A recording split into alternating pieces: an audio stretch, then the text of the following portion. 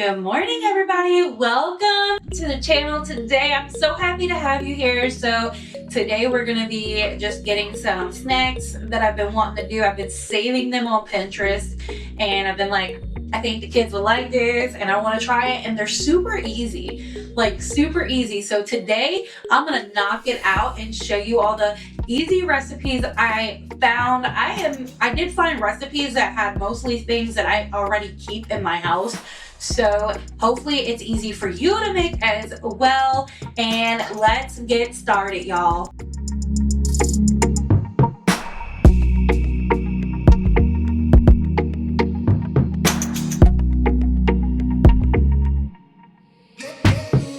All right, so the first thing I'm gonna make is, it's called peanut butter and jelly oat cups or bars, whatever you wanna call it.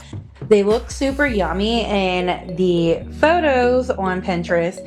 And also it seems like it's a fairly healthy alternative to just grabbing and going with whatever you can buy off the shelf at the store. So I just figured we'd give it a shot and see if the kids like it. So we're going to go ahead and get started making all of these snacks. So I did not get everything on my list done this day. I was well past exhausted halfway through my list. So I just did what I could. And you know what? The kids loved what I did do. And then it saved some goodies for them to try in the future. So no big deal. So right now we're going to be making the peanut butter and jelly oat cups, and we're making that oat layer. So for the oat layer, you're going to want 2 cups of rolled oats, a half a cup of honey, and a third cup of peanut butter.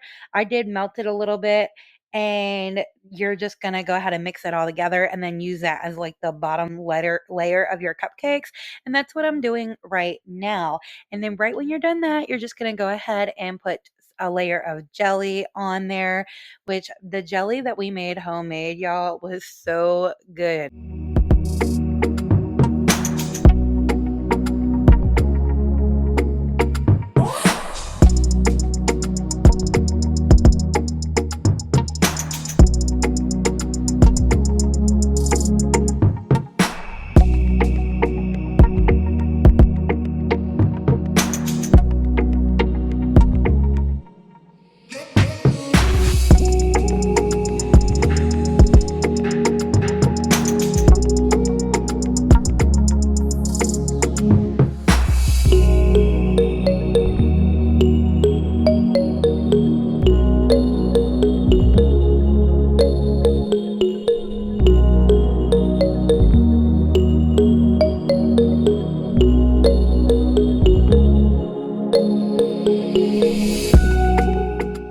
And then the last step is the peanut butter layer. So you're just going to want a half a cup of peanut butter and a teaspoon of this coconut oil. I did melt it a little bit in the microwave and then just stirred it up. And that's your last layer. Super easy, y'all.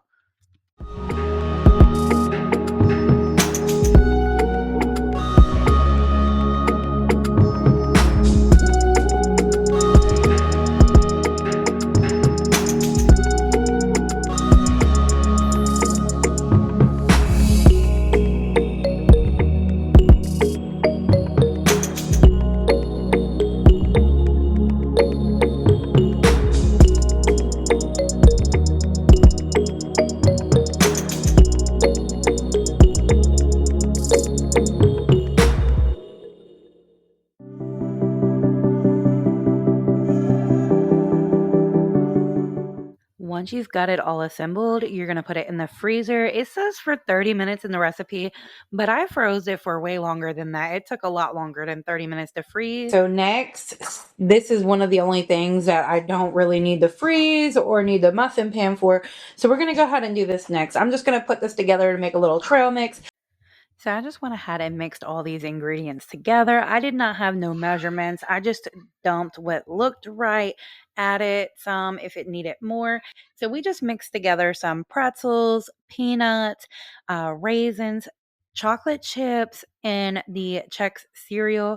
And it looked so good. I think that, of course, the pretzel shaped pretzels instead of the sticks would have looked more like more appealing in the mix, but the sticks is what I had. I had actually gotten them from that outlet for 99 cents. So that's what I had, and it looks so good. It was definitely so good. I ended up grabbing a bag because I wanted one and forgot that I put the peanuts in there, and I'm allergic to peanuts, so I had to spit that out real quick. But I'm just gonna bag them up in little snack bags. Snack bags are not made the way they used to. The last time I bought them, they were smaller. So I was kind of shocked with how big they were, but I just went ahead and put some in the little snack bags and put it up in their little snack basket that they can grab stuff out of. And that's what I made. I did make, I believe it was like 11. So I was able to make 11 bags out of that bowl. It looks so good.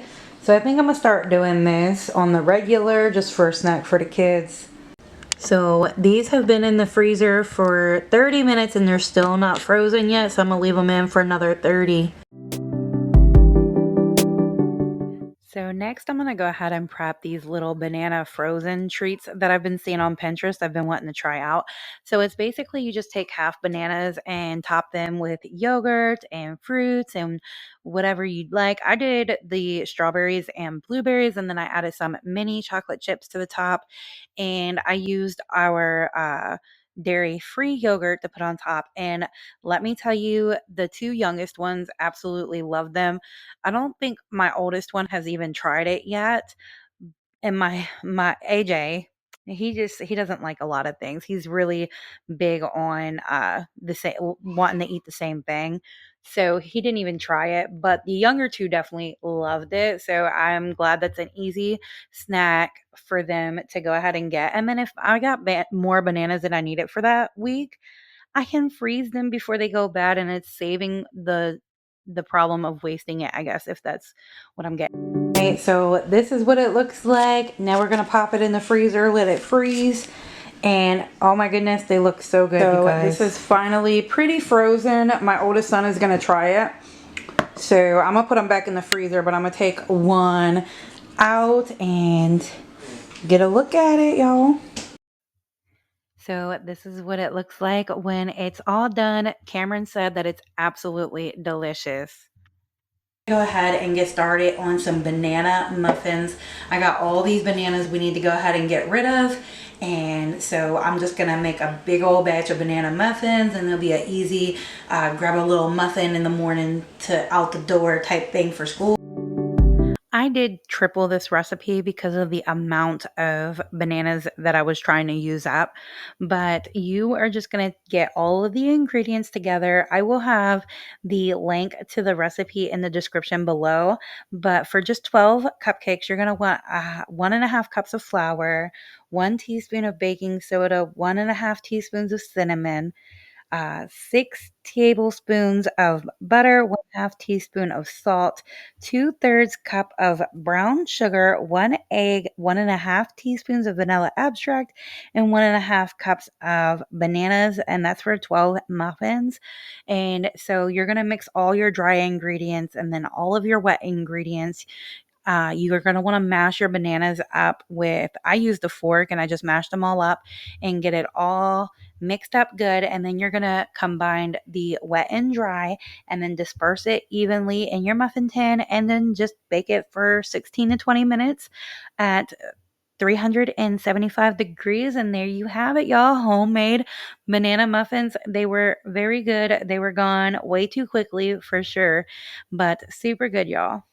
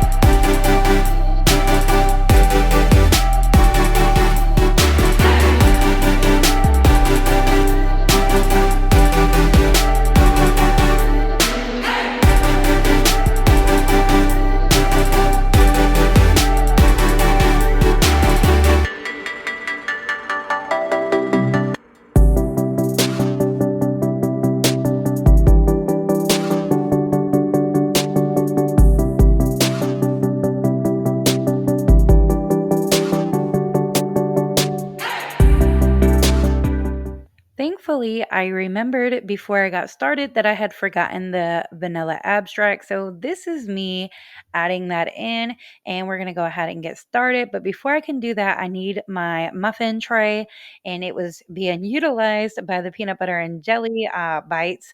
So I'm going to go ahead and get those put away. And what I did is I just used the parchment paper to stack them on top of each other to bag them up in a freezer bag for the freezer. And you just want to take them out just a few minutes before you're about to start eating them.